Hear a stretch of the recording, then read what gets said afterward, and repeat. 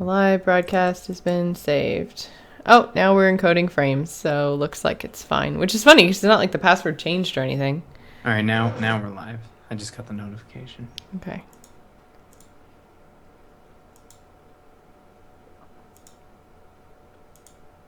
Is it working? Is it working? Mm-hmm. Yay! Da da da da. We did it. We beat Diablo. Nah. Okay, so chat room. The reason why we're just kind of like jumping in here is because I have a new mic. What? So yeah, I just want to know how I sound in compared to Ryan, which is actually, we had a really funny back and forth earlier. You should have heard it, and you would have if Twitch wasn't being a dick and not letting me stream properly. So, but now I think we've got everything sorted. So, how does the new mic sound? Or am I hot, cold? Where am I versus Ryan? Other than, you know, to his left, right. A direction. That's what I always It's like I had to flip it like 10 times in my head. Left, right, left, right, over there. Oh, Pete says we're great. Jeff says we're great. Fantastical. I feel like my mic is just way too hot. It looks really spiky, but... Spiky the mic. Yeah, it looks just like XSplit's having a field day. Mm-hmm. And you're all quiet. Me? You're louder than Ryan. See? Thank you, Jim. It's always the case, though. Okay. Maybe. Oh, that looks a little bit less spiky now on my side. Let's see here. Is it me? Is it me that you're looking for? Nope. All right, so now if I say, welcome to the Gamers Inn, come on in, pull up a chair next to the fire. It looks like you've had a long journey. Ryan? Yes, I'm here. Are we starting the show? Okay, I wasn't recording. No, we're not starting the show yet. Oh, okay. I'm like, just doing like my basic intro to see what our levels are like, and you're not playing along. It's making it so difficult. Isn't that usually how the show starts? Yeah. I'm awake. Where am I? Batman, Riddler. I must save the... no, I don't want to save the Riddler. I want to punch him in the face. God, man, that's been destroying my life. I've been staying up till Just midnight. stop Jocelyn. talking! Midnight. Oh, I thought we were starting the show. No, we're not starting the show. That's all I'm telling you. Quiet. Shush. God.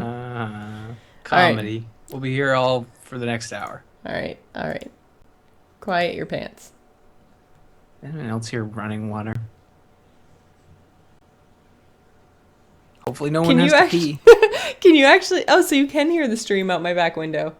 That seems No, weird. that's actually running a bath. Oh. I was like, actually, I can hear that. Weird.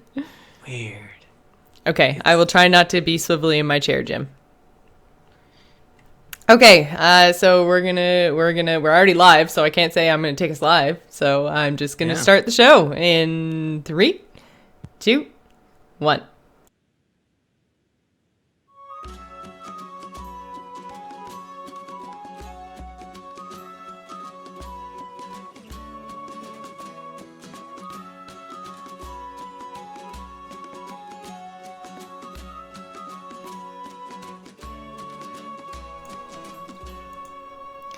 Welcome to the Gamers Inn. Come on in, pull up a chair next to the fire. It looks like you've had a long journey. I'm your host, Jocelyn, and joining me as always is my co-host, Ryan. Hello, Ryan. Hello. How's it going? It's going pretty good. I got myself some Batman action going on today. Yeah, you were Batman. I was Batman. Yeah, I was Batman so hard. It was great. Oh, Batman's so good. It's taken over my life. I need to be done with it, but it's just so good. So I thought you were done with it. Okay, I finished the main quest, quote unquote. The main quest. No. All right. Again, no spoilers. No spoilers. Except for maybe the first hour, in which that is the sort of where we are both at that point. But yeah, I think I've played like an hour or so now. Mm-hmm.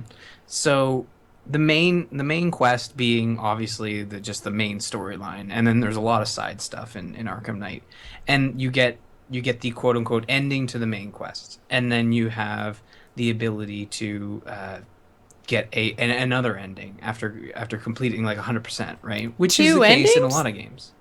Hmm? 2 endings? It's not really 2 endings. I'd more consider it like ending. It is, you don't get credits when you finish the main story.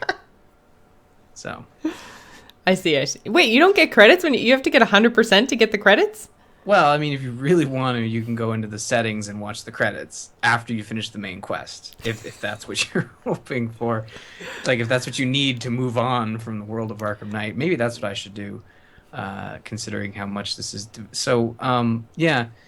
I don't think I'm spoiling anything by saying that you get the ending once you've completed either 100% or other things. You can initiate the ending before getting 100% if you really don't want to collect all of the trophies. I see. And again, So does that mean that there's one specific quest then that's kind of tied to the ending? well, there's the main quest, and that main quest is the main storyline, whereas all the other ones are sort of the side stuff. You know, the main, as you know, in the main sort of crux of Arkham Knight is that Wait, do I know it? Hang on. Yeah, it's Okay. the first 15 minutes. Okay, Gotham's okay. been evacuated. Yes, okay. I do know and that. you are sort of left to your whim with all these bad people left in Gotham. For some That reason, I there's a lot of bad people. totally ran over just everywhere. It was just like splish. Yeah. That was that was just me spreading bodies over the pavement with my Batmobile. Yes, That's what that sound effect was. so hot, Spish. Yeah. How do you feel about the Batmobile? You like it? No. Ah, man.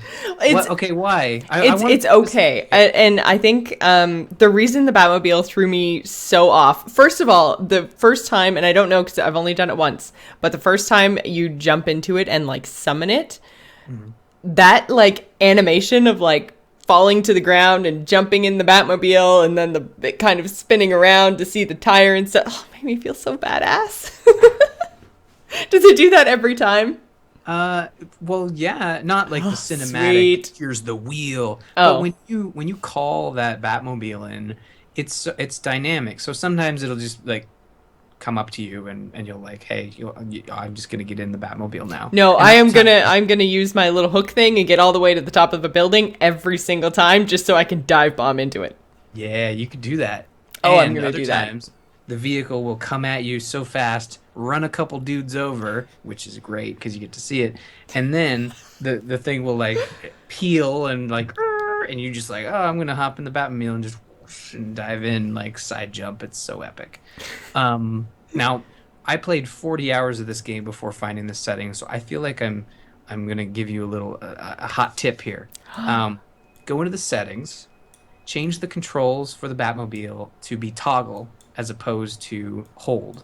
So I don't know how much tank stuff you've done, but you have to hold down the left trigger to stay in tank mode and then shoot. So you're like multitasking, right? Oh, okay. No, I haven't had to do that yet.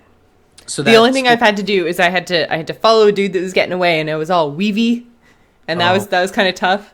And then you had to like lock on and then like hit the circle button at exactly the right time, and then you shot a missile rocket thing. And again, like the early part of Arkham Knight is very Batmobile heavy.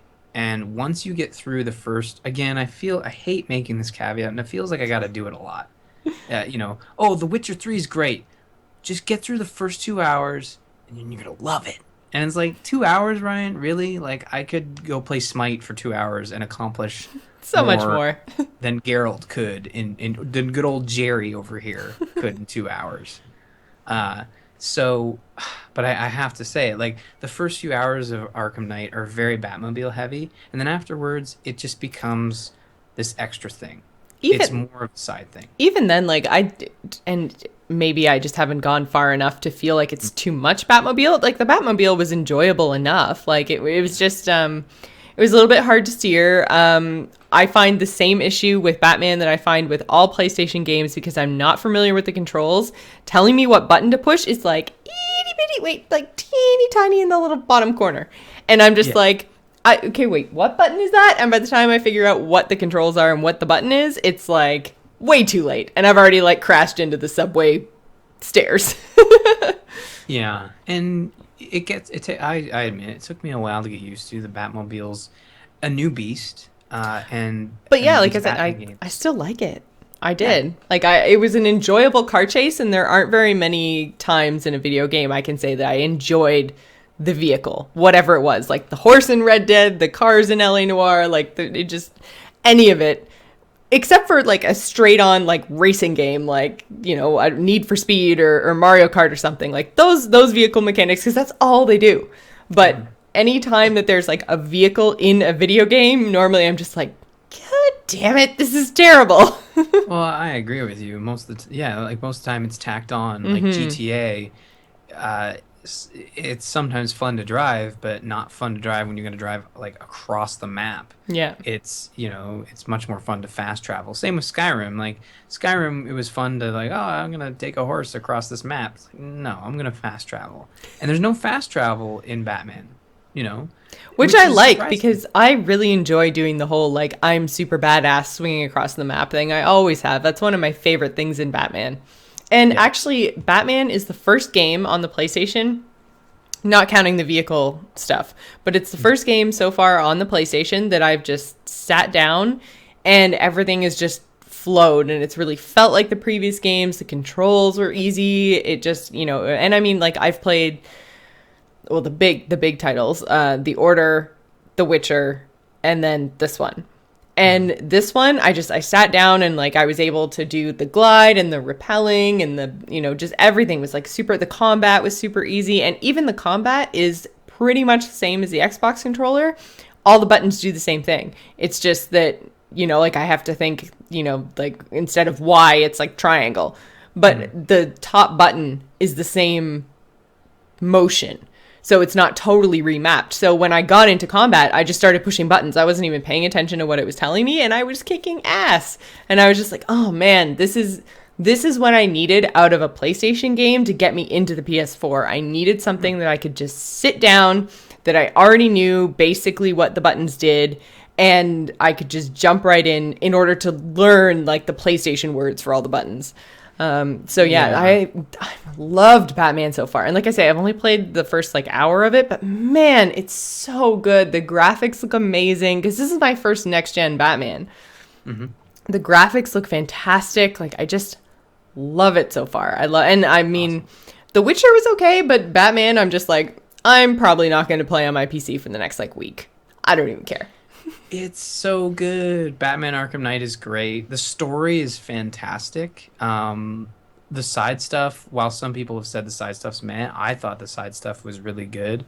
The open world side stuff, like the take over 13 towers, destroy 15 bombs, shut down 12 militia places. And it's like that is open world, crap. It's Yeah. not. It's fun because it's Batman combat and it's Batman Predator gameplay and it's Batman Batmobile stuff, but it's still open world filler, right? Mm-hmm. It's the other stuff like the other missions that involve the villains that that side stuff that really makes the open world fun. And the story is really cool. And again, like we said last week, you can focus on the story mission because of that urgency if you feel the need to, without worrying that I should really check on this person here, but actually I should go save this person because they're going to be killed if I don't go there right away. You can go do that and then come back to that other stuff. The game doesn't punish you in that way. Mm-hmm. So you're not gonna run into that issue, but the issue you will run into is this game eventually taking all your free time, and then you finally get to the point where the last thing you need to do is find 40 Riddler trophies. And if you're gonna find the Riddler trophies, don't feel guilty about using a guide because those Because that's what you've those done. yeah, here, You like I can noob, show it. No, casual. I have my iPad here on my handy stand and I just have my map up. I don't use I don't Noob. use like the walkthrough to actually tell me how to do things. I just have the map up to show me where they are. Isn't there Because a it's way? Because in previous Batman games, you could like beat up the dudes that were green and they would like drop maps of areas and stuff.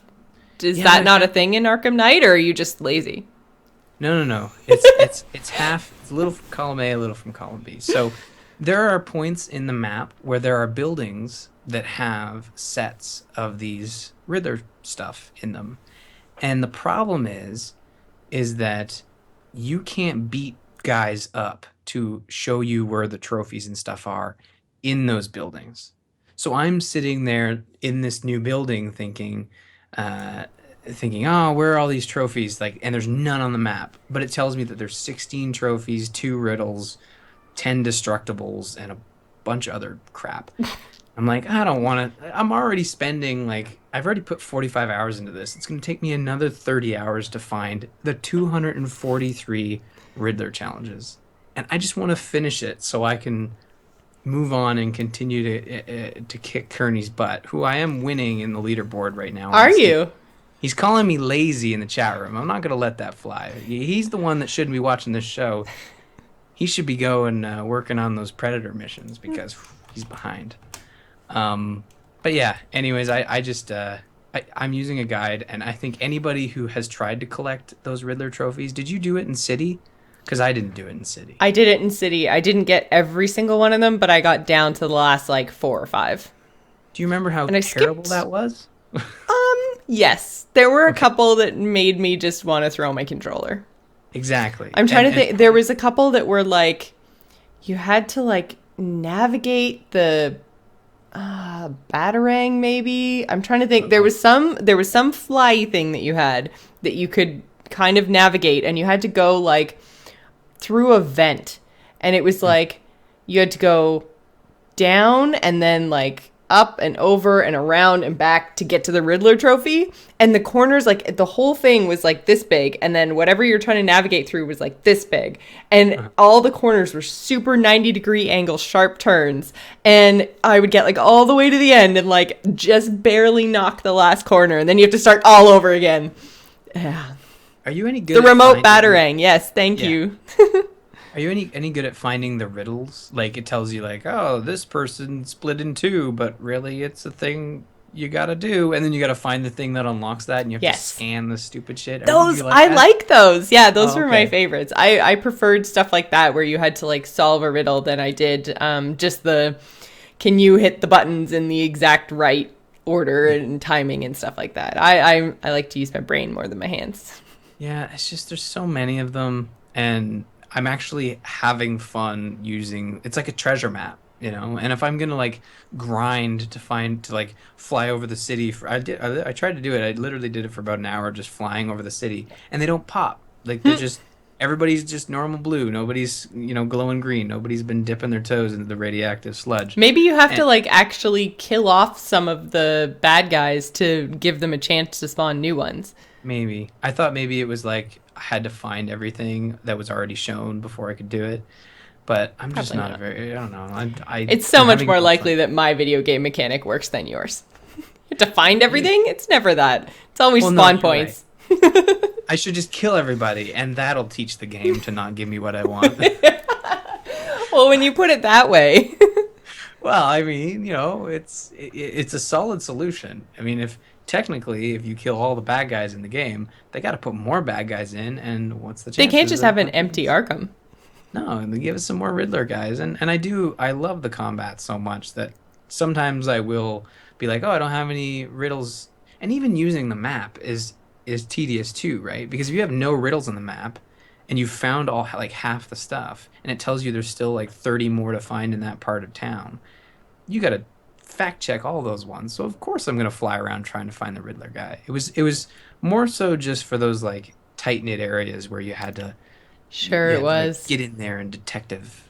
I don't know, why am I defending myself? Let's see if you guys find all 240 without a guide. Get on it. Oh, I'm totally gonna do it now. Are you? Just to prove you wrong. Prove me wrong. Prove me wrong. Beat the game first, and then because you won't be able to find everything until you've beaten the game. Yeah, that's the way it always goes.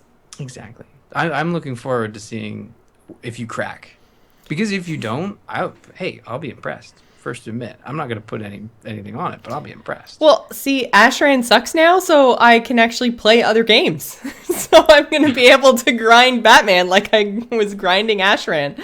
Oh, no, we're not a WoW bashing podcast, Jocelyn. No, we are not WoW bashing. I'm just saying Ashran's terrible. Just Ashran. Everything else is fine. Everything else is fine, sure. Just not my cup of tea, but Ashran's. I hear boats also suck. I heard someone. Oh, did you? Oh. I don't know. I heard that. I haven't been playing, but Arkham Knight doesn't have boats. That's true. So, nor does It has have tanks. PvP. Yes, it does have tanks. Badass tanks. So what else?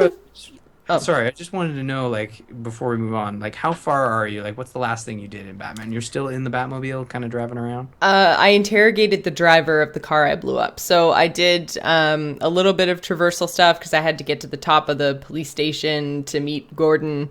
And then obviously there's your cinematic, this is what's happening, here's the evacuation, all that kind of stuff. So I did that. I did some traversal to get to Gordon. Then I had to get to the squad car that went missing, so I got to do a little bit of combat, and then I got in my Batmobile and did the high-speed chase thing. So I kind of got to do a little bit of everything in that first, like, 45 minutes to an hour, so I like that. It's like, basically, I find that Batman has done the best job so far at taking the first, like, 30 to 45 minutes and saying, here's what our game is going to be. Do you like it, yay or nay? Like, we're going to have cinematics, you're going to have to fly around, you're going to see characters you're going to have some hand-to-hand combat, and you're going to have to drive a Batmobile. Boom. Batman in a box. Nailed it. Nailed it. And there's even more, too. Like, that's the basics, right? But the game continues to introduce new mechanics and stuff like that. So I'm looking forward to seeing what you think down the road. Because again, once the story gets going, we're gonna have some spoiler talks because there's some good stuff in there. And I think we should be good. Like, I should be ready to do spoiler talks in probably 2 weeks, I would think. Yeah. Depends on how crazy I get into the story and how amazing it is, and how my push to Hearthstone goes, how my push to Legend goes in Hearthstone. Because I do really want to hit Legend before Nerdtacular. So that gives me basically like 3 weeks to do that. So, but I should be able to get through it maybe we'll do, oh no, wait, we probably don't want to do that live. Hey everybody, we're doing a live show at Nerdtacular. If you haven't played Batman, get out. Whole room empties. Yeah, so maybe the week before Nerdtacular we'll do some Arkham Knight spoilers. Mm-hmm. That sounds good. So what else have you been playing other than Arkham Knight? Because I know what I've been doing basically is Hearthstone. Those brawls are freaking amazing. I haven't checked out the newest brawl. If it has deck building, I kind of shy away. So much fun though, dude. Like, I played, okay. Because basically, what is it this week? So the rules this week are, every time you cast a spell, you get a random minion summoned to your side of the board that has the same cost as whatever the spell is that you played. So if you play, like, say, the coin for 0 mana, you can get either a Wisp, which is a 1/1, or you can get the Training Dummy, which is a 0/2 with Taunt. If you play, like, say, a 10 mana spell, like Pyroblast in a mage deck, then you get Deathwing, because he's the 10 mana minion. Or I think there's like a couple of giants that could potentially pop out. But anyways, point is, whatever the mana cost of your spell, you get that minion, or a random minion of that cost on your side. So basically, you just go in, you build a deck of 30 spells. I tried it first with Warlock, and I didn't have enough spells to fill out the deck, so I filled it in with minions for the rest of it. And it worked okay, but Mage was super, super fun. That was pretty easy. I beat Garrett really handily. But yeah, we tried to kind of mix it up and do all the different classes, and it was a lot of fun. It's like so good. Let's check it out. Yeah, and like I say, it's super easy because it's not really deck building. It's like, basically you're throwing in as many spells as you possibly can while still factoring in that you might potentially want a minion or two. You know, you might want the ability to heal or to draw cards or something. So interesting. Well, I'll check it out. I keep meaning to check out the ones where you don't have to deck build, but I wanted to, what was it, the web spinner one? Yeah, that was last week. Yeah, and I missed it. It would have been great having Hearthstone or a smaller game to sort of break up the eye bleeding that was finding Riddler challenges. Once you found the Riddler challenge, it was fine, but finding them, another story. But I did break it up with a smaller game called Polybridge, which I did a short video. I was gonna say, I think I saw either you or James tweet out about this game.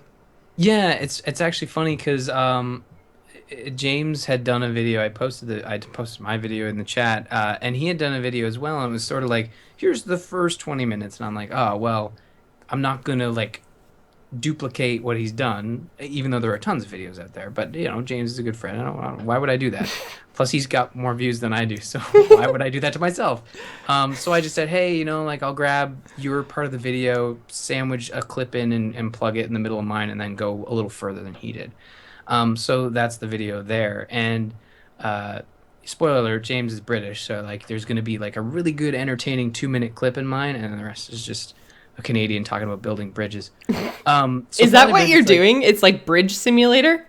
Yeah, do you remember, I have these vivid memories of elementary school computer lab Yes. playing these like flash games. Oh no, that's not what I thought you were going to say. I was picturing like, do you remember like science fairs or like team building where they used to say like you have to build a bridge in like 2 hours and you get like 10 pieces of paper and like 2 pipe cleaners and that kind of stuff. Do you remember that kind of stuff? Yeah, that's where I thought you were going. But now that you mention that, like maybe that's the vivid memories I'm having, because I do remember in like grade 4 or 5 there was like, all right, who can build a bridge that spans these 2 desks and have it hold the most weight? And we'd build this bridge and, you know, popsicle sticks. And yeah, that's what I mean. Yeah, and you put as much in there, and then whoever won got like a whatever was popular. I don't know, like a hula hoop. I don't know. I'm not that hula hoop. But, are you 90? Yeah, I was. When I was in grade 4, I played with hula hoops. Back in my day, I went to a small town school. All we had were, although we had a computer lab. Yeah. The toys they gave out were hula hoops. You're hurting your own argument here. I know. That's like the gamer's in, hurting your own argument since 2000, whatever, when we started. But Polybridge is a physics-based puzzle game where you have to basically not only bridge the gap, but get the vehicles from the left to the right. So there's some basic levels where you're literally just building a bridge. You've got road and wood and a little a piece of support underneath. You know, you put your road across, you build your beam, put some triangles in there, bam, you got a bridge. And that sucker's just going across no problem.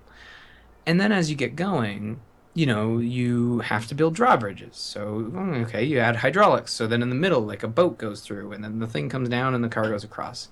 Pretty simple. But then further on in the levels, you're building like full-on jumps. And Scooter McGavin, as I have coined him, would go off this jump and just fly across the chasm. It's like, I don't really know how that's a bridge. It's kind of a one-way bridge because it's a giant jump on the left side, but it's a lot of fun. I think it's in Steam Early Access right now, and it's like $12 or $13 Canadian, so it's probably like $10 American. And it just reminds me of these like little physics-based puzzlers that you would play like on lunch break, you know, in the computer lab. That's what it reminded me of.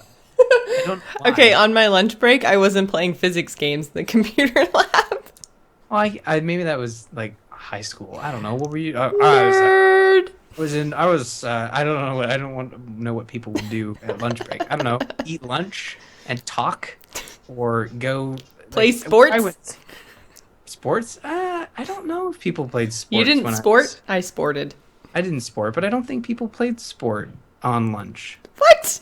No, I don't think they. I mean, occasionally. What kind of terrible elementary school did you go to? It was a Catholic school. Oh. Yeah. Well, I'm just joking. Terrible joke. No, there was like a rugby pitch. People would occasionally like. This was high school, but in elementary school, of course, there was.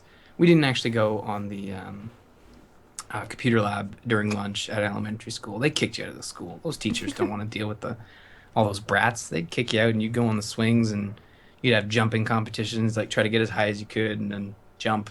Stupid game. Many people sprain their ankles, but that has nothing to do with Polybridge. Unless you fall off into the water and hit your ankle in a weird way on the way down, that'd be bad. But no, I really dig the game, and it got super hard. Like, I actually had to end the video early because I just couldn't finish this level. It's just Ryan, like, having a hard time. So just basically you rage quitting at the end? No, I mean, not rage quitting, but it just got boring to watch me, like, create the bridge and then have the guy try to go over, and he doesn't go over. It's a puzzle game, right? So I kind of illustrate the basic mechanics, and then after that, it's like watching someone put together a puzzle, right? It's not entertaining until it's finished.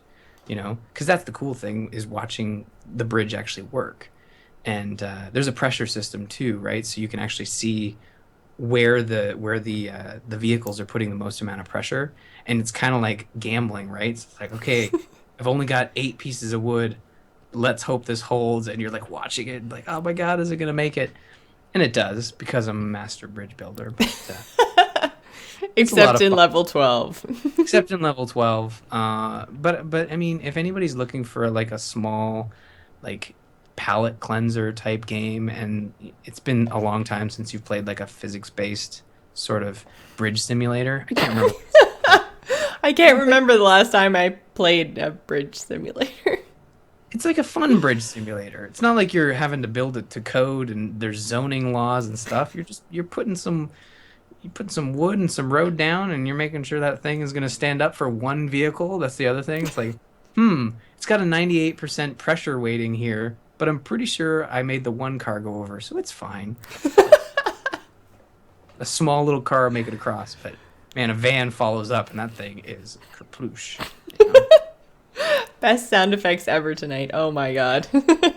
On that note, Ryan and I really appreciate your continued support of our show, along with the support of our sponsor, Doghouse Systems. You can use the code TheGamersIn to upgrade to an SSD when you purchase a new gaming rig. So head on over to doghousesystems.com and get your order on. Which brings us to our topic of the week this week, and that is getting paid to play games.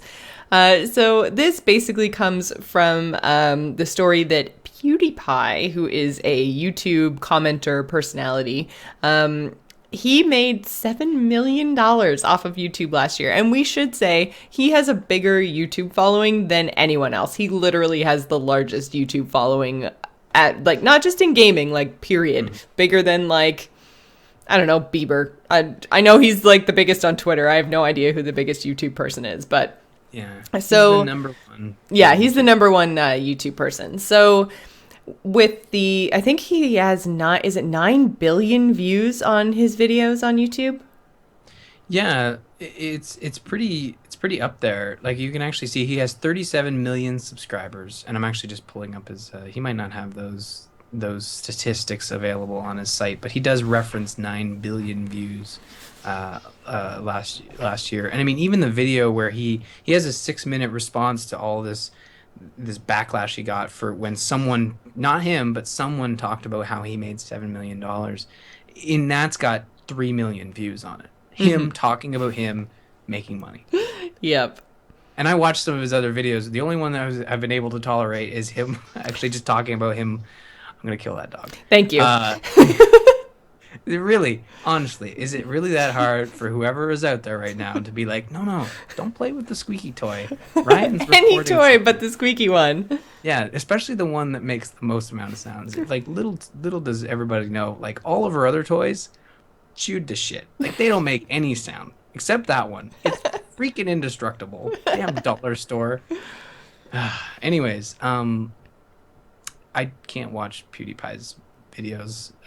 I know a lot of people can, but this video where he talks about him making this amount of money is actually really well done. And someone had made the point of, like, someone who's like the king of YouTube, and YouTube's like kind of a terrible place. To be such a nice and well composed guy is kind of awesome. To see. I think that comes down to basically like your online personality versus like your actual real personality. A lot of people have made the exact same kind of comments about how professional people like Forzen are, considering the kind of stream. And actually Amaz is the same way. They're both pro Hearthstone players. They're, not YouTube streamers, Twitch streamers. And their streams, I mean, in Forzen's stream, anything goes. It's just like constant flow of ridiculousness in chat. He's got his donation set up to do that robot voice. So some of the stuff that gets said, like, is just, it's terrible. And he is just like an over the top crazy, does drunken streams all the time type personality. But he sits down to cast Hearthstone and he is professional. He knows what he's talking about. Like, he is really interesting and entertaining without being his stream personality. And Amaz is the same way. I cannot watch Amaz stream, but I love Amaz when he's casting. And it just comes down to the fact that, like, these guys know what they're doing. They're they're appealing to the people that they know are in their chat room. They're making their living by entertaining those people. And that's not necessarily who they are as people. And they have a professional side. You can't make $7 million without having a little bit of a professional side and a little bit of like marketing skill. Yeah, and he's a one-man shop, right? I'm sure he has help, but I know that he mentions even in the video that he works really hard. Like people calling him out for sitting on his butt, yelling at a monitor. That's the part that you see. I mean, the part that you don't see is editing, publishing, writing. I'm sure he has to write a lot of stuff for his stuff. You know, coming up with ideas to begin with, and I just, I don't know why. I don't know why people are giving him a hard. Oh, I know why people are giving him a hard time. The internet's an awful, awful place. But and you know what? Like he's got. Even if we go with, I don't know, half that number, say 4 billion views, $7 million on 4 billion views. Like it doesn't really seem like a huge amount. Like YouTube really doesn't pay their creators very well. If he's the number one YouTube guy with that many views and that's what he made, I'm kind of like, I actually thought that would be a lot higher. That means like he's not even getting $1 for each subscriber that he has, let alone people who watch him without subscribing. Like, I don't know. That actually seems low to me. Yeah, I mean, I don't know why, like, people, I wouldn't be surprised if he launches, like, a Patreon, right? Because people aren't actively giving him money. They're watching his stuff, and he says right up, like, I have 9 billion views. There are ads on all my videos. What do you think happens when people watch videos with ads? I get compensation from YouTube. And a lot of people are saying, like, if you're an actor doing this much content generation, you're paid much, much more. Oh, yeah. For sure. So I'm surprised that he might have a Patreon. I don't know a lot about oh my god, dude, you way Canadian that. You're like, hey, I don't know a lot about. Even I heard it. 175 episodes. Cut me some slack. And it was actually an accident. I don't usually say that. I just found out that PewDiePie is spelled PewDiePie. Like, yes. I don't know. Like, I don't know a lot about this, but I do respect the fact that he came out there and he said, like, look, guys, like, this amount of money, like, I make it because I work hard. And I think people should be rewarded for working hard. You know, like, YouTube is a very hard system to crack, right? And views are really important. And if it takes 9 billion, that's a pretty crazy amount. I mean, I was not surprised that he made 7 million. Were you? No, not at all. No. Yeah. So I don't know. I'm not surprised anymore when people launch like Patreons, like they quit their jobs at IGN, launch a Patreon for their own thing, make $20,000, and then launch another Patreon to fund another portion of the business and get another $20,000. Like, the internet needs to realize that people are willing to spend money on things they enjoy. Yeah. And could you just imagine like the terror of what would happen if he launched a Patreon? People would freak out even more, right? It's just weird. Yeah. And so on the topic of getting paid to play games, I mean, like, that also takes us into the realm of the Twitch streamer, of, you know, the whole pro player, just everything. The whole idea of games as entertainment, like, because, okay, so today we had the huge DreamHack North America announcement. So they announced that DreamHack is coming to Austin, Texas next May. And the announcement trailer video, it's about 2 minutes long. And it just is the most amazing thing I've ever seen. Like, BlizzCon was so huge and blew my mind. Like, the StarCraft stage at BlizzCon, DreamHack is like that on steroids. And I was just like, I'm watching this video and I'm like, oh my God. So I sent it to my mom. And I was like, okay, Mom, just to give you an idea of how entertaining people find it. Because she says to me all the time, she's like, wait, what do you mean? Like, so people pay you to talk about games and to watch you play them? Yes, Mom. She's like, that is so they don't play with you necessarily. I'm like, well, sometimes. But she's like, but they just sit there and just watch you. I'm like, yeah. And she's like, and then there's dollars. I'm like, yeah. So I sent this video to her, And she watched it and she wrote me back and she's just like, wow. Just wow.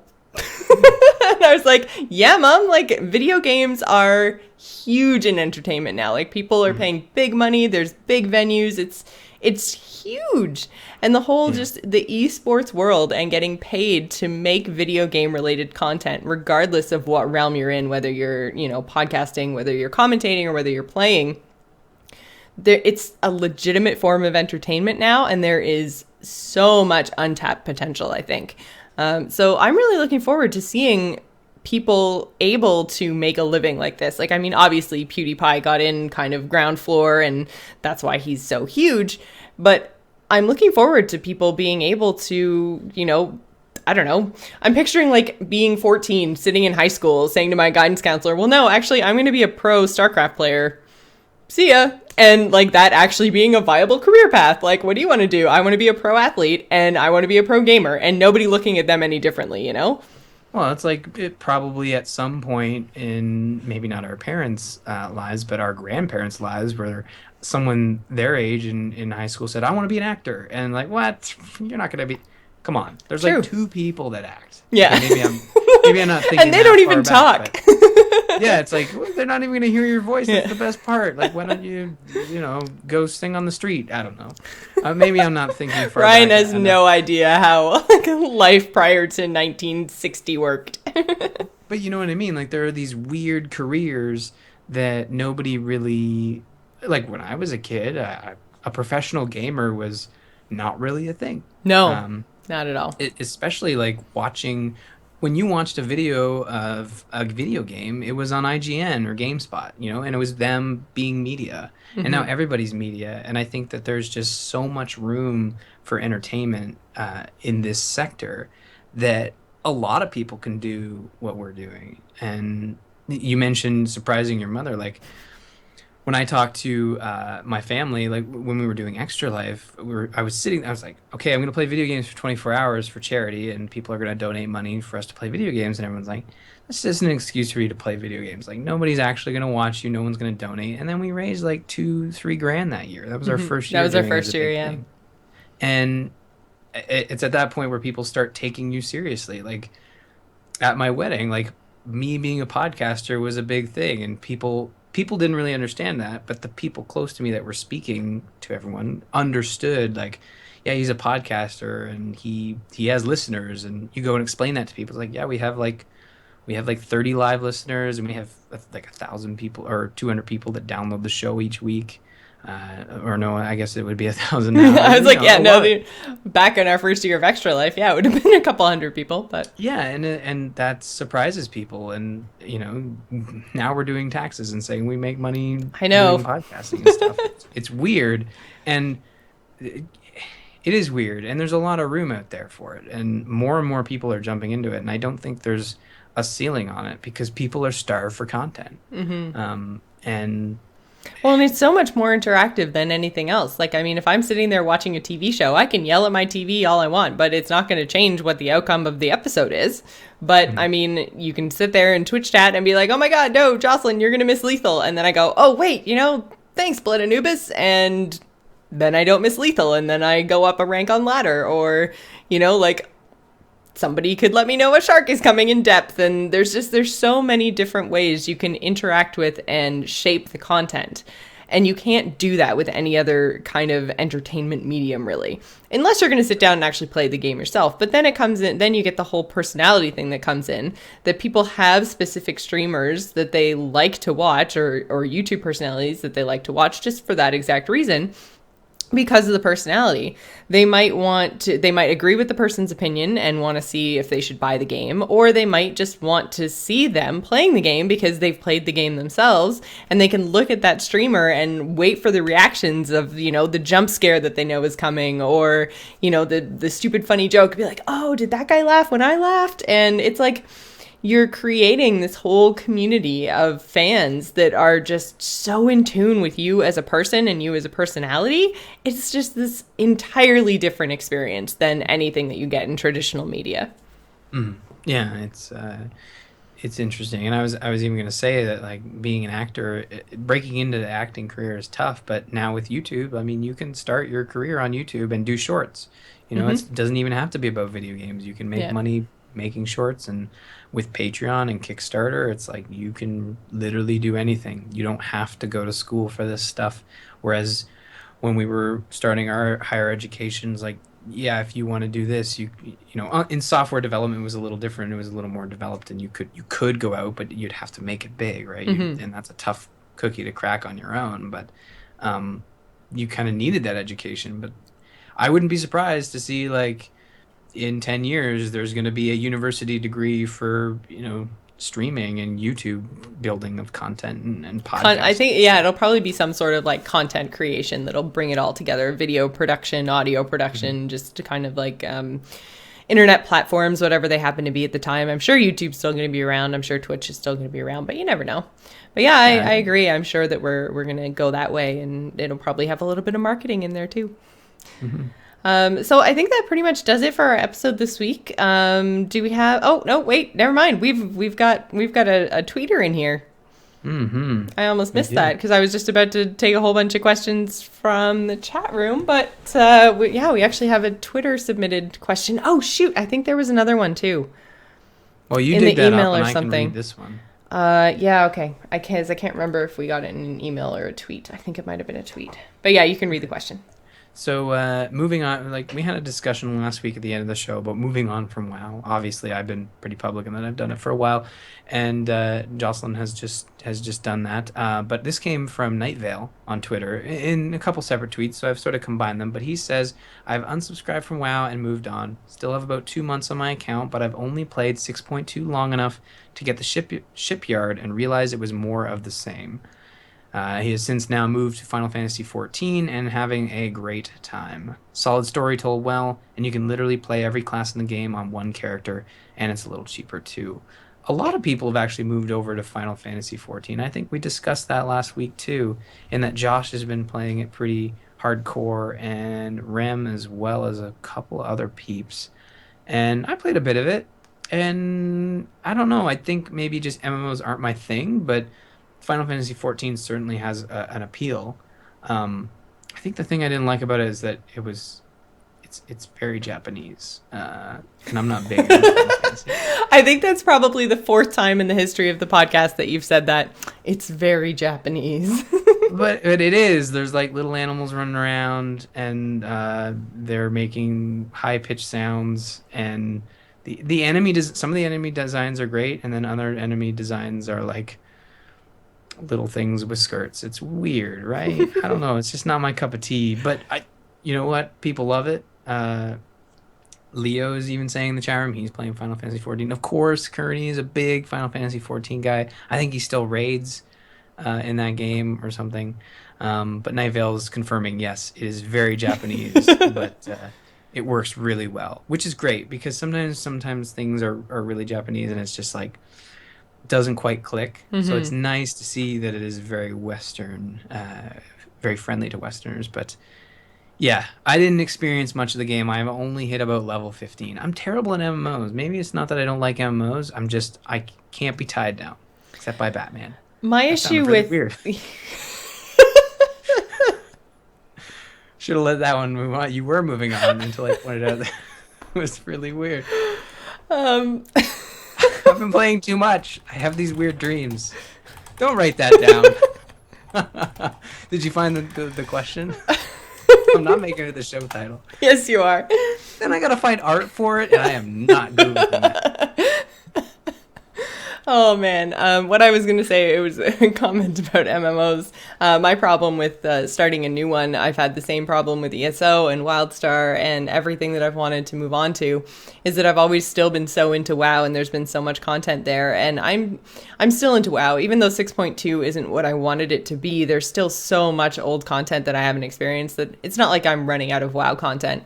And so where all my friends are still there, I find it really, really difficult. Like, I love the AIE community, so it's so hard for me to kind of leave that community and go somewhere else, even though they tend to have a presence in each of the new MMOs. WoW is just so huge and has so much stuff to do. There's something for whatever mood I'm in that given day. For a while it's been PvP, but you know, like I might get back into pet battles, whatever the case may be. Between the size of the game and the community, it's hard to move on to another MMO to start from scratch. Like, I mean, it took me a really long time to get a max level character. So yeah, that's always been my barrier to entry of any other one, is I'm just like, but wow, I've just put so much time and effort in and all my friends are there. So I'm sure Final Fantasy is great. I think I've only ever played 1 before. It might have even been 7, but I'm not 100% sure. And I remember kind of being into it, but not really. I didn't get that far. I got to some battle and got stuck. And it was like, whichever one it was that I played, and I'm sure once I kind of describe it very vaguely because I can barely remember it, it was on GameCube.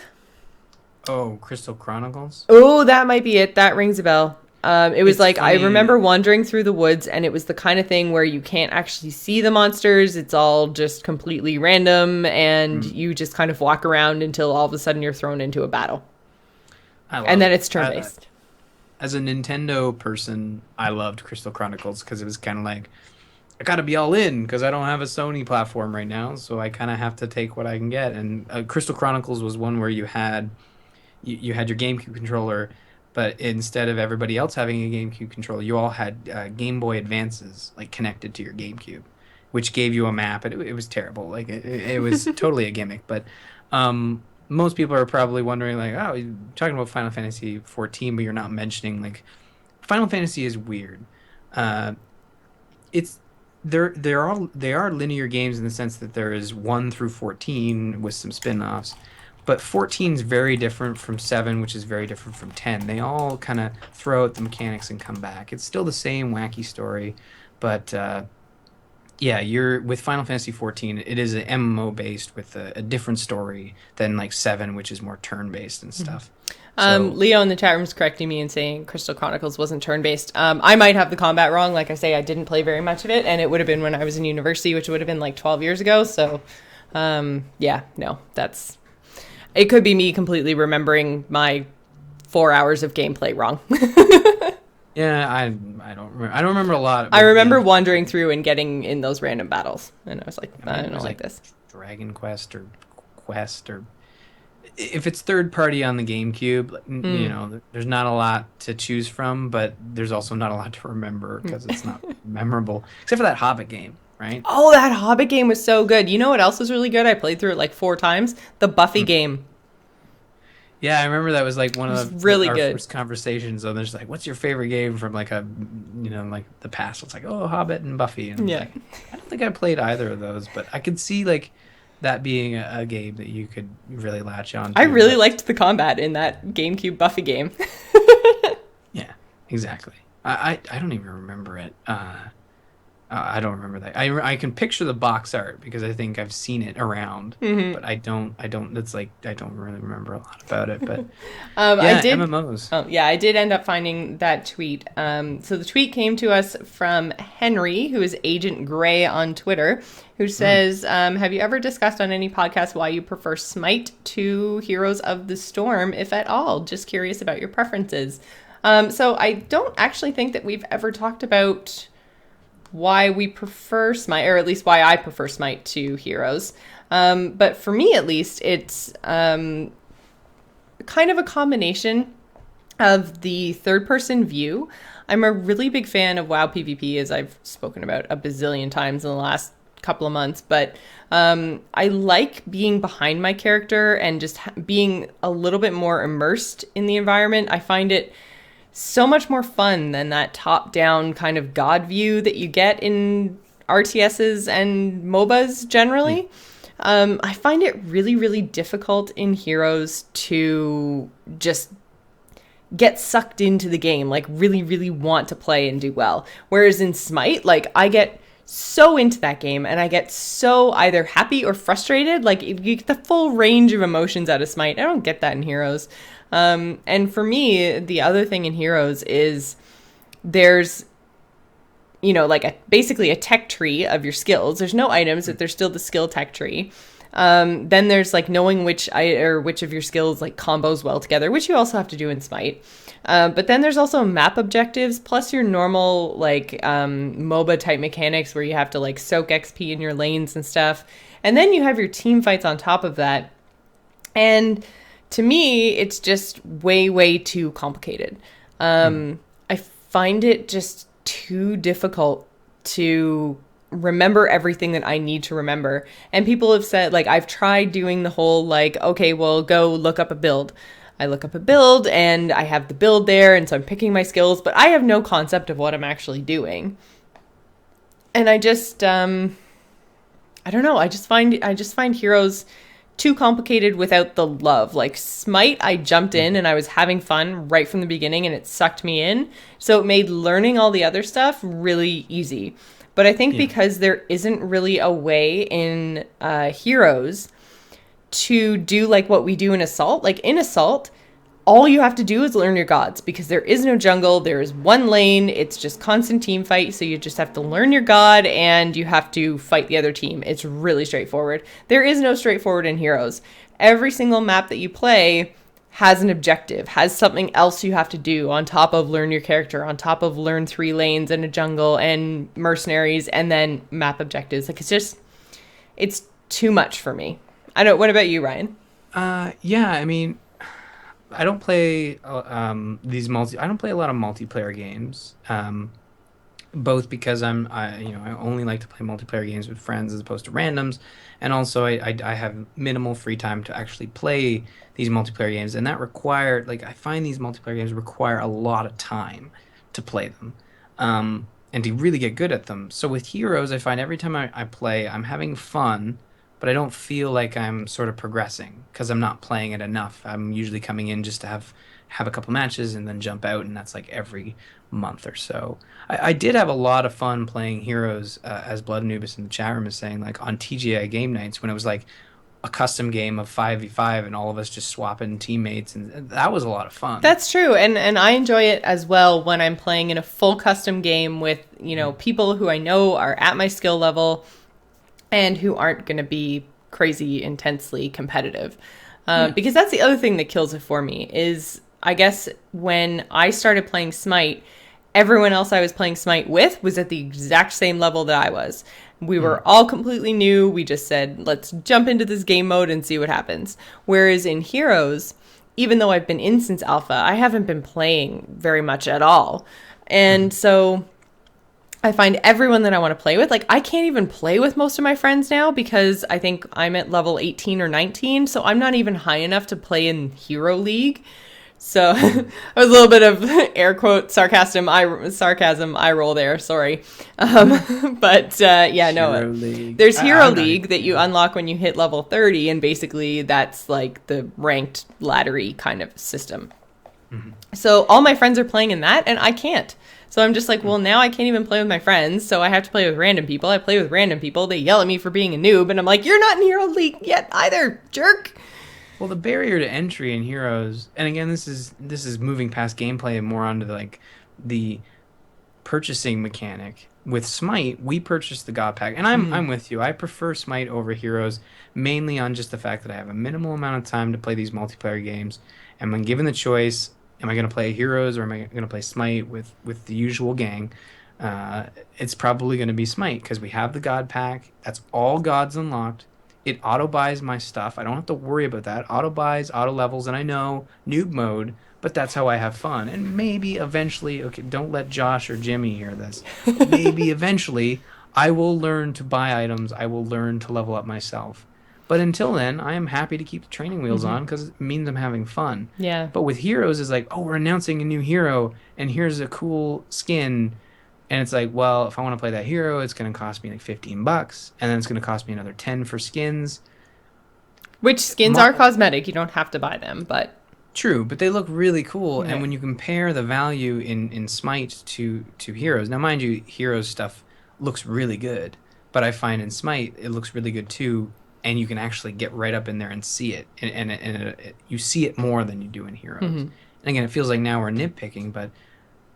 money is an important factor when it comes to this stuff. I think that when it comes to money, Smite is more worthwhile for me because I've already invested a bunch of stuff into it, and the base investment of $30 is nothing. You know, if you want all the gods and heroes of the storm, be prepared to have like a, you know, a very high credit card bill, because That's true all the too. heroes would cost a lot. Because the thing in Smite, in the meta, if the meta shifts, it's not a big deal, because they had that hero bundle or god bundle where you get all of the gods forever for free.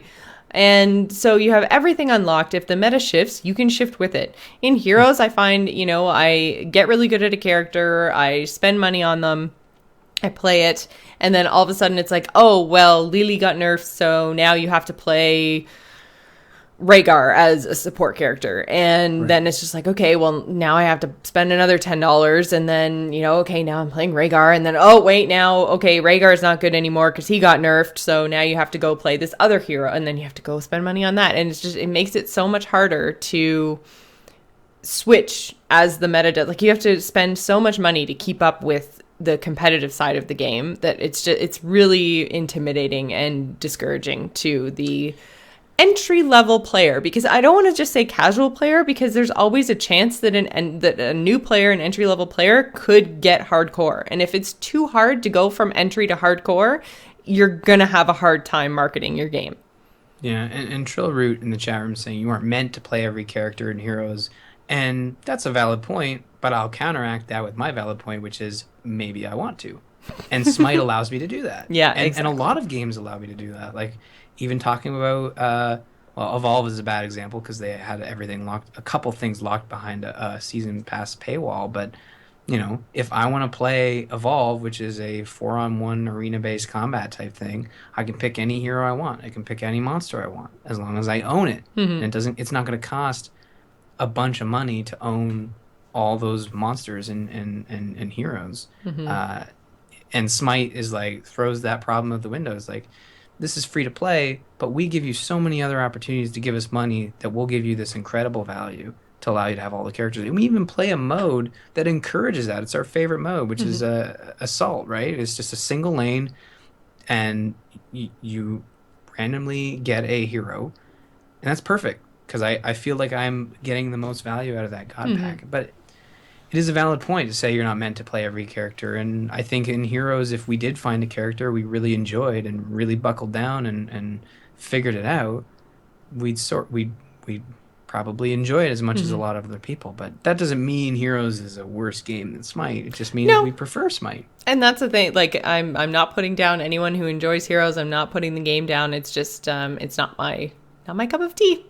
And like I say, I still do enjoy it sometimes, and I wish I could get into it more. But at the moment, I'm just enjoying other things. So, but yeah, so thanks so much for sending in those questions, guys. I thought we were going to be short tonight, but we're actually running a little bit over, so we've got to move this along. So we'd like to thank our patron of the week this week. That is Jeffrey W. Thank you so much for your support. If you'd like to support us, you can go over to patreon.com/thegamersin.